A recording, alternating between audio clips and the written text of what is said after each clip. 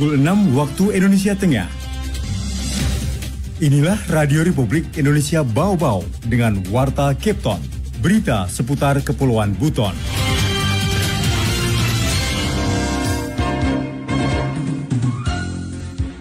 Setiap tahun itu kasusnya meningkat, tetapi yang ditemukan di Kota Bau-Bau itu bukan hanya kasus masyarakat yang domisili di Kota Bau-Bau.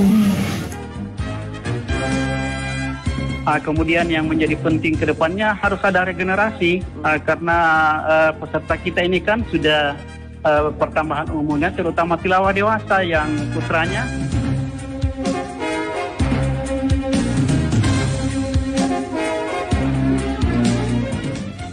Selamat pagi pendengar, dari kawasan Bukit Hulu Indah kami sampaikan pokok-pokok berita. Kasus HIV/AIDS di Bau-Bau meningkat setiap tahun.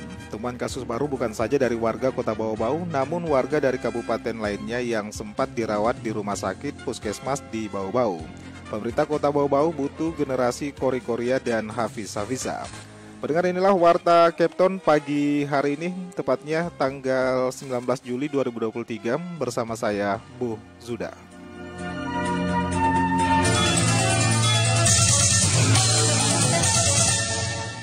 Kita awali penyampaian berita yang pertama, kasus HIV/AIDS di Bau-Bau meningkat setiap tahun. Temuan kasus baru bukan saja dari warga Kota Bau-Bau, namun warga dari kabupaten lainnya yang sempat dirawat di rumah sakit puskesmas di Bau-Bau. Selengkapnya reporter RRI Bau-Bau, Waode Nurliani melaporkan. Setiap tahun temuan terhadap salah satu penyakit menular HIV/AIDS di Bau-Bau terus meningkat. Di tahun 2023, Dinas Kesehatan Kota Bau-Bau mencatat hingga Juni ditemukan 59 kasus baru, sedangkan tahun 2022 tercatat sepanjang tahun 86 kasus. Dari temuan yang ada, paling banyak menyerang usia produktif. Temuan kasus baru bukan saja dari warga Kota Bau-Bau, namun warga dari kabupaten lainnya yang sempat dirawat di rumah sakit maupun puskesmas. Kabid P2 Dinas Kesehatan Bau-Bau Yuslina menyebutkan, dari data yang ada, 35 diantaranya berdomisili di Kota Bau-Bau, sedangkan 24 lainnya dari luar wilayah. 90% dari mereka adalah usia produktif. Sayangnya, kata Yuslina, berdasarkan data yang ada, hanya 25 orang yang rutin berobat mengkonsumsi ARV, sisanya lost kontak, bahkan 6 diantaranya telah meninggal dunia. Setiap tahun itu kasusnya meningkat, dan untuk sekarang itu kasus yang ditemukan, tetapi yang ditemukan di Kota Bau-Bau itu bukan hanya kasus masyarakat yang domisili di Kota Bau-Bau. Banyak kan juga dari daerah kabupaten sekitar. Oke, berobat di Bau-Bau begitu Bu? Iya, baik berobat di Bau-Bau atau pemeriksaannya di Bau-Bau atau ditemukan di fasilitas pelayanan kesehatan di Kota Bau-Bau. Yuslina menambahkan, pemerintah Kota Bau-Bau terus berupaya meningkatkan temuan kasus. Selain cepat ditemukan, semakin cepat yang bersangkutan tertangani. Populasi berisiko yang menjadi sasaran screening adalah ibu hamil, pasien TBC, lelaki seks lelaki, waria, pekerja seks komersil, pengguna narkoba suntik, hingga warga binaan di lapas Bau-Bau.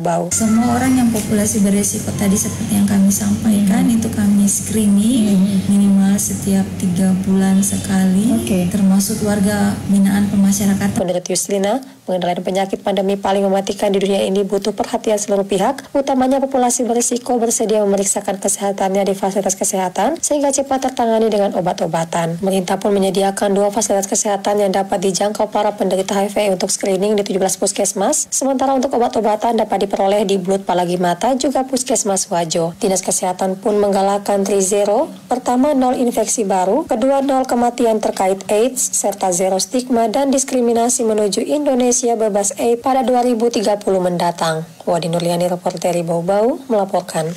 Pendengar, pemerintah kota butuh regenerasi Kori-Koria dan Hafiz-Hafiza. Mengenai hal itu, Herul Mulku melaporkan.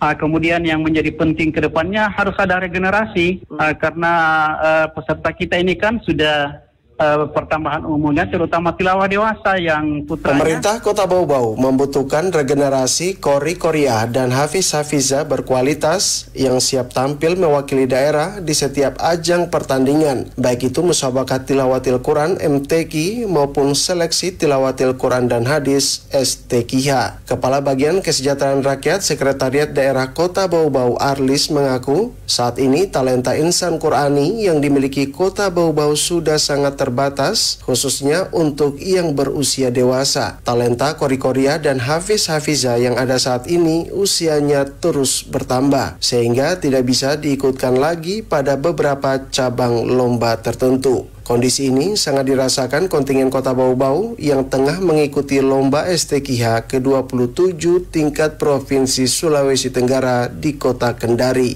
Kemudian yang menjadi penting ke depannya harus ada regenerasi karena peserta kita ini kan sudah pertambahan umumnya, terutama tilawah dewasa yang putranya harus kita ada regenerasi. Arlis menyebut pembentukan regenerasi Qurani di Kota Bau-Bau sebaiknya dilakukan sejak dini. Sejak duduk di bangku usia sekolah dasar, anak-anak muslim harus dibekali dengan pengetahuan agama Islam serta dididik agar mampu membaca dan memahami kandungan kitab suci Al-Quran. Iya, kemudian itu bukan itu saja, paling bagus kalau kita dorong di Kota Bau-Bau itu kegiatan-kegiatan seperti ini dimulai dari tingkat SD supaya mentalitas juara kita punya anak-anak terbentuk dari awal. Untuk diketahui, karena minimnya talenta Qori Qoria dan Hafiz Hafiza pada lomba STQH tingkat Sultra, tahun ini Kota Bau-Bau hanya mengikuti 12 cabang lomba dari 14 cabang yang dipertandingkan. Meski demikian, kontingen Bau-Bau berhasil meloloskan 3 cabang lomba melaju ke babak final. Reporter RRI Bau-Bau, Hairul Mulku, melaporkan. Anda sedang mendengarkan Warta Kepton, berita seputar Kepulauan Buton. Pendengar, Badan Pertanahan Nasional Kota Bau-Bau menargetkan program retribusi tanah sebanyak 500 bidang yang tersebar di 6 kelurahan tuntas pada September 2023. Mengenai hal itu, Afriansa melaporkan. Jadi kami rampung seluruh target ini di bulan September sudah selesai. Badan Pertanahan Nasional BPN Kota Bau-Bau menargetkan program redistribusi tanah sebanyak 500 bidang yang tersebar di 6 kelurahan tuntas pada September 2023. Kepala BPN Bau-Bau Asmanto Mesman menguraikan redistribusi tanah sebanyak 500 bidang tersebar di Kelurahan Walia Buku 119 bidang, Labalawa 110 bidang, Badia 100 bidang, Lia Buku 100 bidang, Melai 41 bidang, dan Kelurahan Palabusa 30 bidang. Dikatakannya, BPN Bau-Bau saat ini sedang merampungkan proses pengukuran, inventarisasi, dan identifikasi objek bidang tanah redistribusi. Hari ini kita sudah menyelesaikan 465 bidang yang sudah diukur dan inventarisasi dan identifikasi objek. Mudah-mudahan minggu ini sudah tuntas 500 bidang. Setelah proses tersebut, kata Asmanto, akan dilanjutkan dengan penelitian lapang dan sidang panitia pertimbangan Land Reform atau PPL yang diketuai Wali Kota Bau-Bau dan anggota Kapolres, termasuk beberapa instansi terkait diantaranya Tata Ruang, Dinas Pertanian, dan Kehutanan. Setelah sidang PPL lanjut Asmanto, kemudian dilanjutkan penetapan subjek oleh Wali Kota Bau-Bau dan penetapan objek oleh Kepala Kantor Wilayah Kakanwil BPN Sulawesi Tenggara. Jadi setelah SK penetapan subjek objek selesai, baru dibuatkan SK pemberian hak atas tanahnya. Jadi kami rampung seluruh target ini di bulan September sudah selesai dan akan diserahkan pada tanggal bersamaan dengan hari ulang tahun agraria 24 September. Asmanto menjelaskan sertifikasi redistribusi bila mengacu pada aturan objeknya adalah pelepasan tanah kawasan, tanah sengketa atau tanah terlantar, dan tanah pelepasan hak guna usaha atau HGU. Dan untuk Kota Bau-Bau masuk pada objek redistribusi kategori tanah negara yang dikuasai masyarakat. Reporter RRI Bau-Bau, Afriansa, melaporkan. Pendengar, kita beralih ke berita yang terakhir. 3 UPT Kemenkumham di Bau-Bau gandeng Forkopinda dan BUMN gelar donor darah. Kembali reporter RRI Bau-Bau, Waode Nurliani menurunkan laporannya.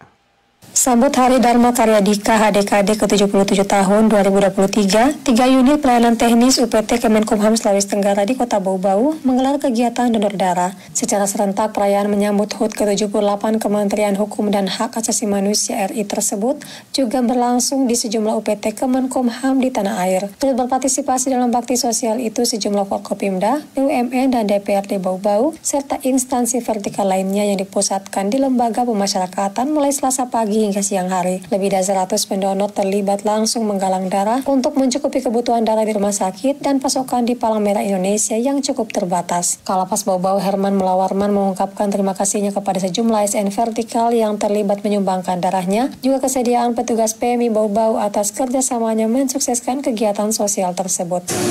Pada hari ini melaksanakan donor darah melihat kesiapan dari PMI. PMI harus minta hari Selasa. Oke, siap. Ini dalam rangka memeriahkan hari Kementerian Hukum dan HAM, hari lahirnya Kemenkumham yang ke-78 yang nanti tanggal 19 Agustus upacara puncaknya. Jadi seluruh Indonesia melaksanakan donor darah. Lapas Bau-Bau juga melaksanakan.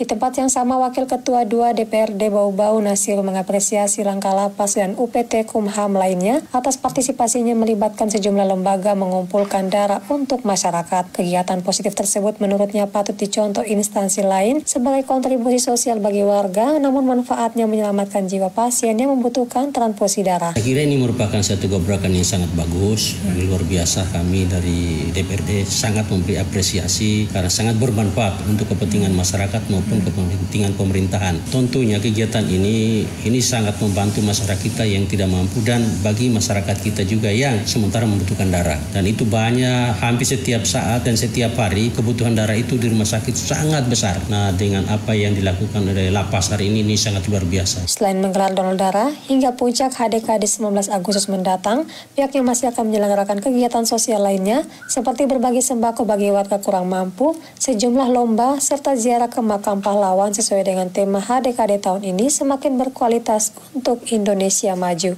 Wade Nurliani, reporter Bau-Bau, melaporkan.